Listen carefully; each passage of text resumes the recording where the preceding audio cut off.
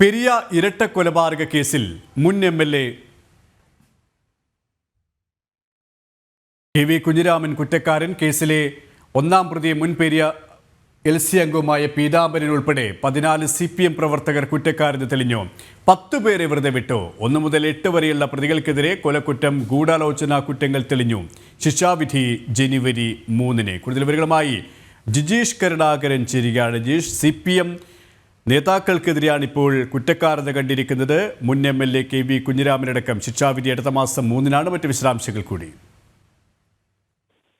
കൊലപാതകത്തിൽ നേരിട്ട് പങ്കെടുത്ത 1 മുതൽ 8 വരെയുള്ള പ്രതികൾക്കെതിരെയാണ് കൊലക്കുറ്റം തെളിഞ്ഞിരിക്കുന്നത്. ക്രിമിനൽ ഗൂഢാലോചന, തെളിവ് നശിപ്പിക്കൽ ഉൾപ്പെടെയുള്ള കുറ്റങ്ങളും തെളിയിക്കപ്പെട്ടിട്ടുണ്ട്. ഒന്നാം പ്രതി പെരിയ മുൻ ലോക്കൽ കമ്മിറ്റി സെക്രട്ടറി അംഗമായിട്ടുള്ള എ. പീതാംബരൻ, രണ്ടാം പ്രതി പീതാംബരന്റെ സഹായിയും സുഹൃത്തും CJ സജി, മൂന്നാം പ്രതി KM സുരേഷ്, നാലാം പ്രതി K. അനിൽകുമാർ, അഞ്ചാം പ്രതി ജിജിൻ, ആറാം പ്രതി ശ്രീരാഗ്, ഏഴാം പ്രതി A. അശ്വിൻ, എട്ടാം പ്രതി സുബിൻ എന്നിവർക്കാണ് കൊലപാതകത്തിൽ നേരിട്ട് പങ്കുള്ളത്. 10-ാം പ്രതി T. രഞ്ജിത്ത്, 14-ാം പ്രതി ഉദുമ മുൻ എംഎൽഎ മുൻ ഏരിയ സെക്രട്ടറി, 14-ാം പ്രതി ഉദുമ മുൻ ഏരിയ സെക്രട്ടറിയായ K. മണികണ്ഠൻ, 15-ാം പ്രതി വിഷ്ണു സുര, 20-ാം പ്രതി ഉദുമ മുൻ എംഎൽഎ കെ.വി. കുഞ്ഞിരാമൻ, 21-ാം പ്രതി രാഘവൻ വെളുത്തോളി, 22-ാം പ്രതി KV. ഭാസ്കരൻ എന്നിവരെയാണ് കോടതി കുറ്റക്കാരെന്ന് കണ്ടെത്തിയിട്ടുള്ളത്. ഇതുമായി ബന്ധപ്പെട്ട് വിശദമായ വാദപ്രതിവാദങ്ങൾക്ക് ശേഷമാണ് അന്തിമമായി കോടതി ഇപ്പോൾ വിധി പറഞ്ഞിരിക്കുന്നത്.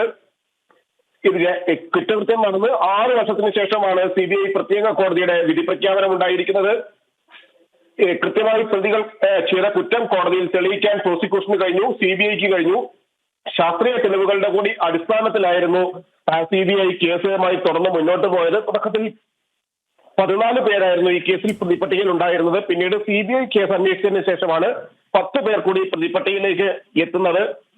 ഈ 10 പേർക്കും ഗൂഢാലോചനയിൽ പങ്കാളിത്തമുണ്ട്. ഇവരിൽ ചിലർ പ്രതികളെ സ്റ്റേഷനിൽ നിന്ന് മോചിപ്പിക്കാൻ ശ്രമിച്ചു എന്നതടക്കമുള്ള കുറ്റങ്ങൾ കൂടി CBI കണ്ടെത്തി. അങ്ങനെ വിശദമായ അന്വേഷണത്തിന് ശേഷമാണ് ഈ 14 പ്രതികളും ആണെന്ന് തെളിയിക്കാൻ കഴിയുന്ന കൃത്യമായ തെളിവുകൾ കോടതിയിൽ സമർപ്പിക്കാൻ CBIക്ക് കഴിഞ്ഞിരിക്കുന്നതും 14 പേരും കുറ്റക്കാരാണെന്ന് കണ്ടെത്തിയിരിക്കുകയും ചെയ്തിരിക്കുന്നത്.